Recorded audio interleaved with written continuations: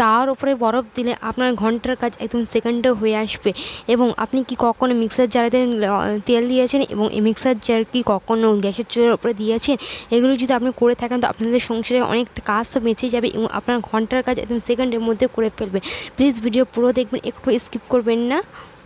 আমাদের প্রত্যেকেরই এই ধরনের তাওয়াই আছে এবং এই ধরনের তাওয়া থাকলে কী হয়, এই ধরনের সমস্যাটাও হয়ে যায়। তো এরকম পোড়া একদম তেল চিটে এত ময়লা হয়ে যায় যে এটা মাছ দেখলে অনেক সময় চলে যায়। তো আমরা এটা খুব সহজে সেকেন্ডের মধ্যে এত পোড়া নোংরা কড়াইকে খুব সহজেই পরিষ্কার করে ফেলবো।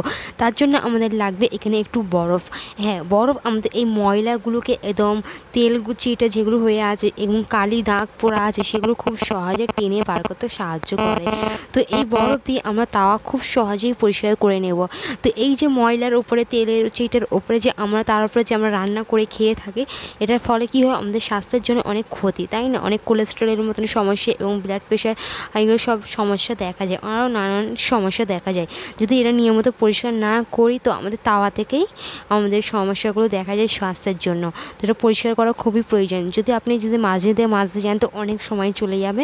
তো আপনি সেকেন্ডের মধ্যে খুব সহজে পরিষ্কার করে ফেলুন। তো দেখুন এখানে আমি একটু বরফ দিয়েছি, এই বরফগুলো আপনি দিন, জাস্ট দিন। আপনি দেখতেই পাচ্ছেন এখানে কীরকম ময়লা তেল ছিটে উঠে আসছে কোনো রকম মাজা ঘষা ছাড়াই, একদম জিরো কস্টের। আর এর মধ্যে একটু দিয়েছি বেকিং সোডা। বেকিং সোডা ও ময়লাগুলোকে টানতে খুব ভালোভাবে কাজ করে, একদম পোড়া ময়লাগুলো একদম টেনে নেয়।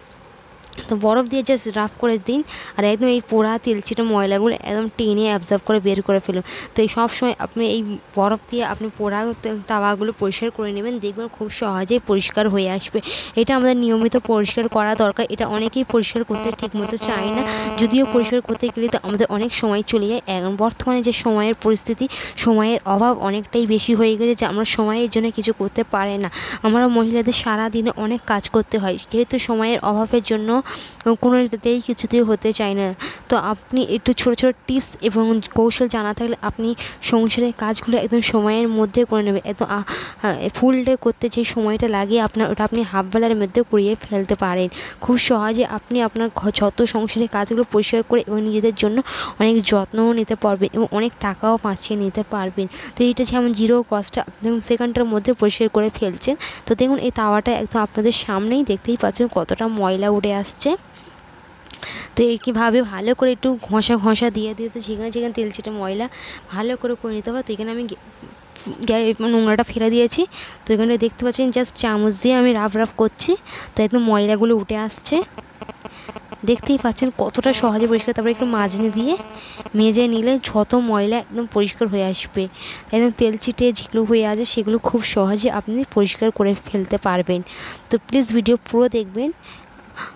তো এইভাবে এটা যেহেতু এখানে গরম, সেই জন্য আমি একটা চামচের সাহায্যে আমি মেজে নিচ্ছি। যত মাজবে তত পরিষ্কার, যত মাজবে একদম ময়লাগুলো একদম সেকেন্ডের মধ্যে একদম উঠে আসছে। এতটা সহজে আপনার কাজকে এত সহজ করে দেয়। আমাদের এখন সময়ের অভাব, কাজ অনেক হয়ে গেছে। যদি আমরা কৌশল জানা থাকলে আমার কাজগুলোকে অনেক সহজেই করে নিতে পারতে হয়।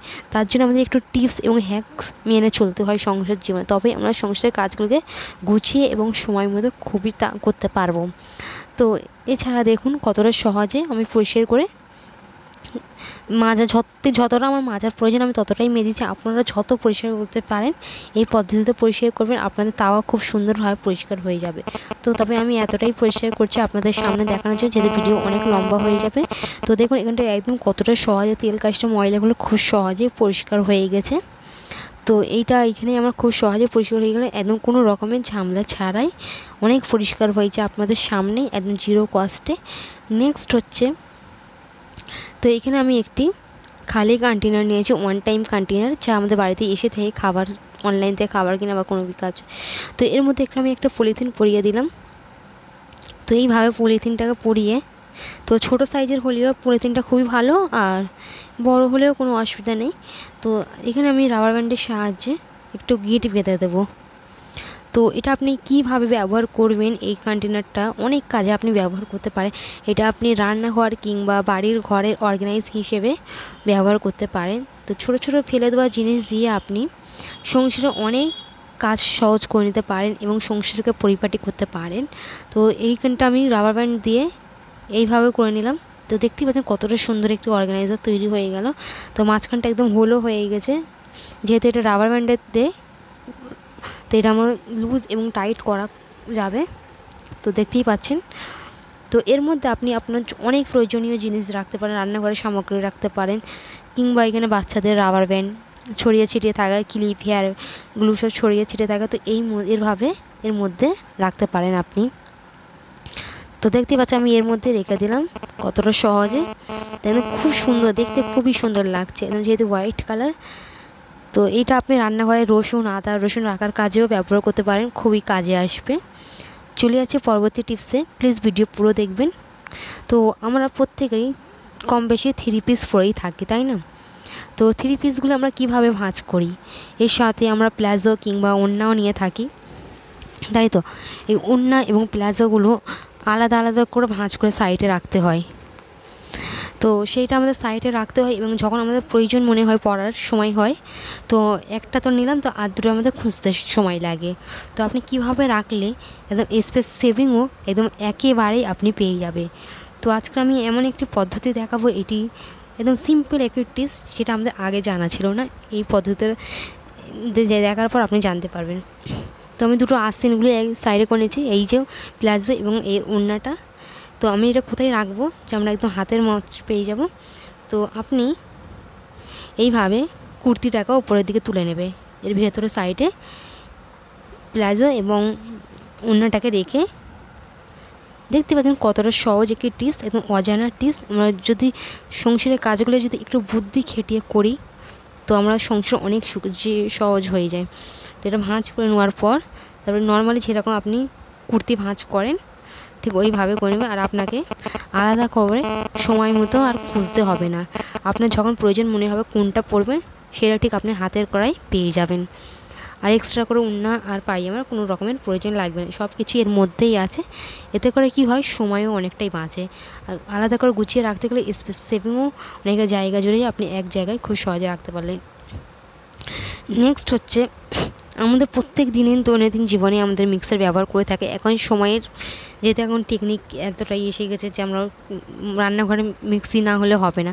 তো ডেলি ইউজের ক্ষেত্রে কি হয়, এই ঢাকনার এই রাবার ব্যান্ডটা ঢিলে হয়ে যায়। তো আপনি এই রাবার ব্যান্ডটা ঢিলে হয়ে গেলে কি, এটা কিনতে গেলে অনেক টাকা প্রয়োজন পড়ে হয়, অনেক খরচ হয়ে যায়। তো আপনার কাছে যদি এই যে চুলের রাবারগুলো আছে, ভালো করে পরিষ্কার করে ধুয়ে নেওয়ার পর, কিংবা ইউজ করে না ওগুলো, যেহেতু এখানে অনেকটা বড় ঢিলাটা প্রয়োজন, তো যেটা ইউজ করে না সেটাই দিয়ে এই ঢাকনার কাছে লাগিয়ে দিতে পারে, একদম টাইট হয়ে আসবে। আর ডেলি এটা ইউজ করার ক্ষেত্রে এখানটা একটা বাজে একটা স্মেল তো বার হয়, তারপর ওই ব্লেডটা ঠিক মতো ঘুরতে চায় না এবং খারাপ হয়ে আসতে হয়।